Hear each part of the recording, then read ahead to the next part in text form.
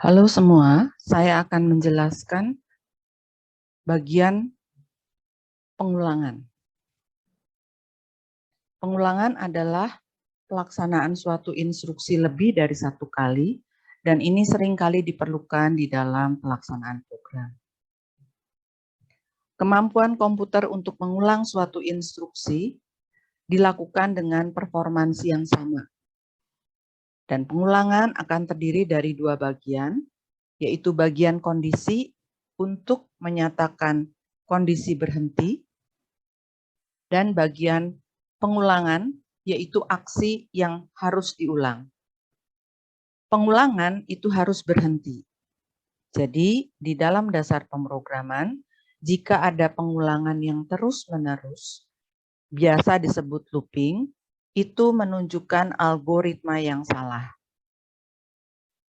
Nah, sebelum kita lanjut, maka saya mengingatkan kembali kita sudah belajar pengulangan di HEDI, yaitu perintah repeat, mengulang perintah sebanyak n kali, perintah for in range to, mengulang perintah berdasarkan nilai variabel loop, dan perintah while, yaitu mengulang perintah selama suatu kondisi bernilai true. Di Python, pengulangan itu menggunakan instruksi while dan instruksi for. Instruksi while, pengulangan berdasarkan kondisi tertentu, dan instruksi for, pengulangan berdasarkan jumlah iterasi atau jumlah pengulangan.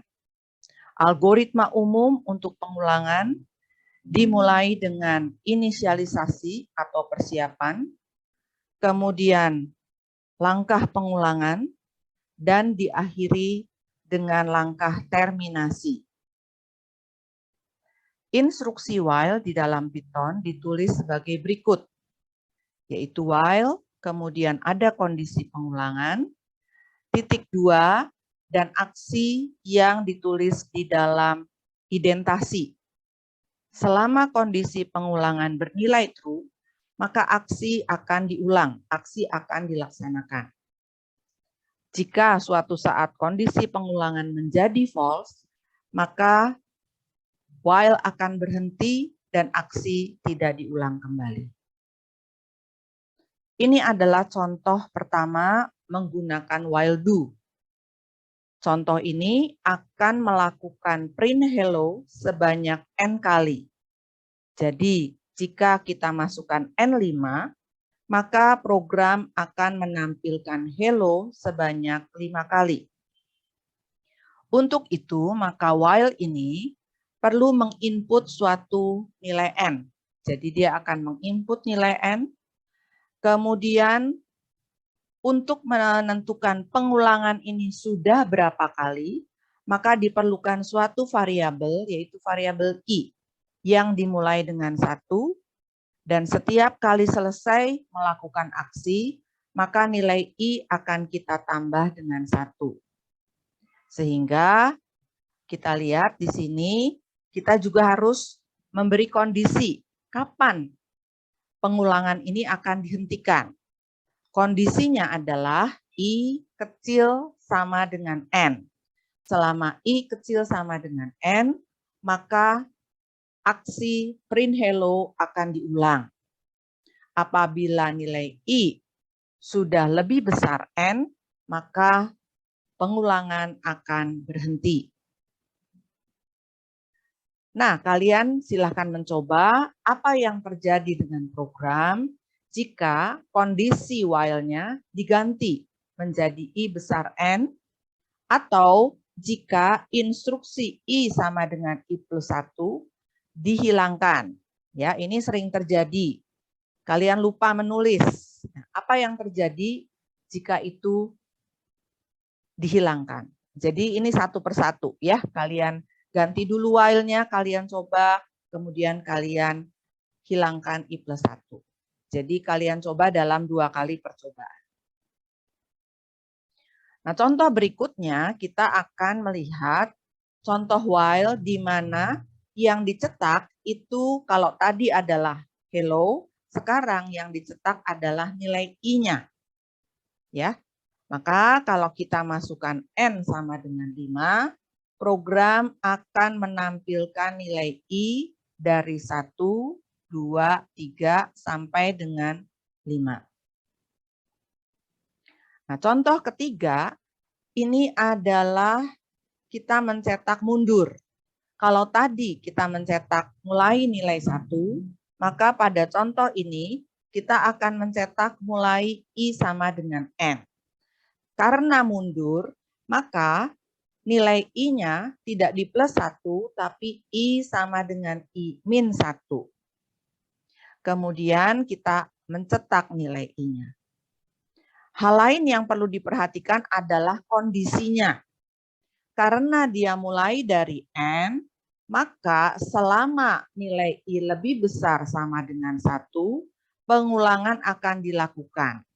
Dia akan berhenti jika nilai I lebih kecil dari 1. Nah, ini yang akan tampil. Jadi jika kita input N-nya 5, maka akan ditampilkan nilai 5, 4, 3, 2, terakhir adalah nilai 1. Nah, contoh yang keempat itu adalah kita mau menambahkan deret 1, 2, 3, 4, 5 ke dalam suatu variabel jumlah. Jadi di sini dalam contoh ini kita memerlukan variabel baru, yaitu variabel jumlah yang mula-mula kita isi dengan 0. Kemudian yang kita jumlahkan adalah nilai I. Jadi di dalam while kita tambahkan satu rumus, yaitu jumlah sama dengan jumlah plus I. Ya, yang lainnya tetap masih ada I plus 1. Kalau kita mau mencetak nilai I, kita tambahkan print I. Ya. Nah, kemudian lihat kita print jumlah di luar while. Jadi setelah while-nya selesai, setelah pengulangan selesai, maka kita print di luar while. Jadi lihat indentasinya. Nah, ini yang dilakukan oleh komputer. Jadi dia akan menghitung jumlah secara bertahap.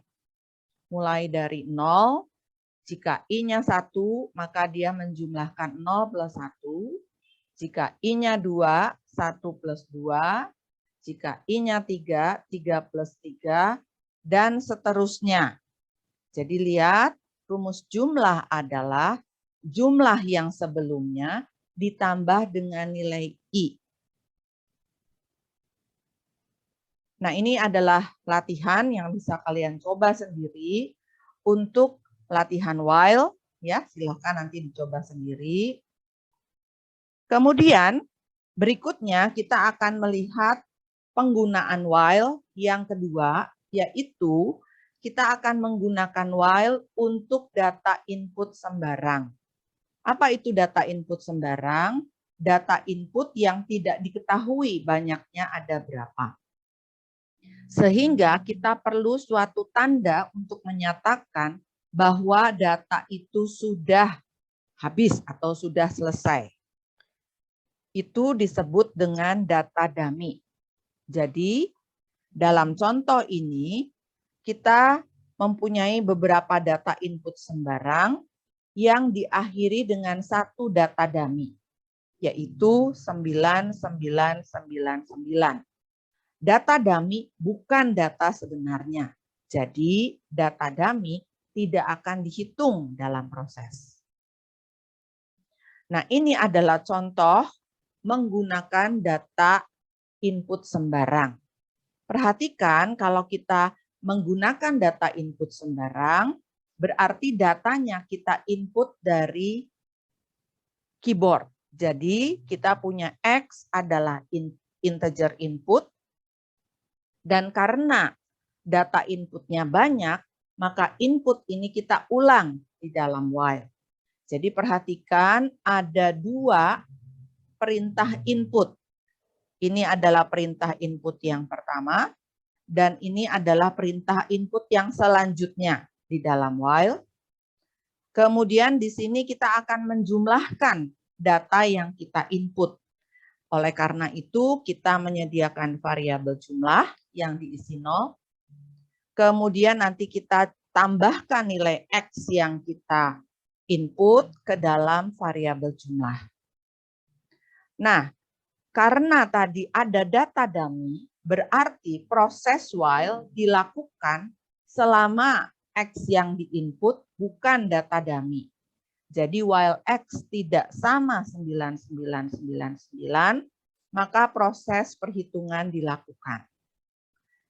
Jika suatu saat data yang diinput adalah data dummy, jika yang diinput adalah 9999, maka proses akan berhenti. Ya. Jadi contohnya mula-mula kita masukkan 20 akan dijumlahkan, berikutnya 15 ya, dijumlahkan 41 5 30. Nah, jika selesai maka kita masukkan 999 sebagai data dummy. Kalau while-nya sudah selesai, maka jumlah datanya akan di-print, yaitu 111. Nah, untuk skema for ini sebenarnya adalah cara menulis yang singkat untuk pengulangan. Jadi, for ada variabel, ada in range, lalu di sini ada 3 bilangan. N1 adalah untuk awal, nilai awal, N2 adalah nilai akhir, dan INC atau increment adalah untuk pertambahan atau pengulangan. Ya. Nah, contohnya adalah seperti ini. Jadi kalau while yang tadi kita tulis dengan for, maka kita tulis inputnya dulu, input N. For I in range 1, N plus 1,1, kita print nilai I-nya. Ya. Nah, supaya kalian tidak bingung, maka di sini ditunjukkan kalau kita menulis dengan while dan kalau kita menulis dengan for. Jadi perhatikan kalau kita menulis dengan while, ada I sama dengan 1 untuk awal, ada I kecil sama dengan N untuk batas, ada I sama dengan I plus 1. Jika kita menggunakan for, maka ditulis sebagai for I in range 1, ini adalah nilai awal. N plus 1 ini adalah kalau dia I kecil sama dengan N. Kita tambahkan 1 di sini. Ya. I plus 1, maka plus 1-nya kita taruh di angka yang ketiga. Jadi seperti itu. Ya. Nah, ini contoh for untuk yang deret mundur. Ya. Jadi dari N sampai dengan 0 minus 1 karena kita mundur. Ini for untuk penjumlahan deret tadi. Ya, penjumlahan deret. Nah, ini adalah latihan menggunakan for. Kita akan melihat satu contoh persoalan, yaitu menggunakan data sembarang. Jadi, kita akan membaca sejumlah input ya, yang diakhiri dengan data dummy. Program akan menentukan ada berapa bilangan ganjil dan ada berapa bilangan genap. Contoh, di sini bilangan ganjil ada 3, bilangan genapnya ada 4. Nah, untuk persoalan tadi berarti kita akan melakukan pengulangan. Ya, yaitu kondisinya adalah selama bilangan bukan dummy, bukan 9999. Lalu di situ ada analisis kasus. Jika bilangan genap, maka kita akan menambah 1 pada jumlah genap. Jika bilangan ganjil, maka kita akan menambah 1 pada bilangan ganjil. Nah, untuk itu maka kita perlu melakukan persiapan atau inisialisasi, yaitu kita input bilangannya, dan kita sediakan jumlah genap dan jumlah ganjil yang mula-mula diisi 0. Kemudian pada terminasi kita cetak hasilnya. Baik, kita akan melihat bagaimana program ini dibuat. Jadi kita akan melihat di Python-nya. Maka kita lihat di dalam Python, kita akan menggunakan bilangan input sembarang. Jadi perhatikan ada X dulu, input X, ada while X tidak sama 999, dan ada input untuk yang berikutnya. Jadi perhatikan ya, inputnya ada dua. Ini untuk yang pertama kali, dan yang di dalam while itu untuk data berikutnya. Oleh karena itu, saya sarankan Anda menggunakan kerangka ini pada waktu akan membuat program dengan data sembarang. Nah, kemudian kita tinggal mengisi proses yang ada di dalamnya. Tadi ada analisis kasus, yaitu kita akan memeriksa apakah bilangan itu ganjil atau genap. Untuk itu kita akan menggunakan persen, X persen 2. Jika sama dengan 0, maka dia adalah genap. Sehingga kita akan menambahkan genap dengan 1, genap plus 1. Sebaliknya, jika else itu artinya sisa pembagiannya bukan 0, pasti ganjil. Jadi di dalam else langsung kita menentukan bahwa ganjil adalah ganjil plus 1. Nah, seperti itu. Jadi di sini ada analisis kasus dari data yang dibaca, kita periksa, nanti akan ditambah apakah genap atau ganjil, salah satu. Untuk itu kita harus menyiapkan variabel genapnya dulu di awal dan variabel ganjil sama dengan 0. Lalu setelah selesai kita akan cetak hasilnya. Print kurung genap. Kemudian kita print juga ganjil. Print kurung ganjil.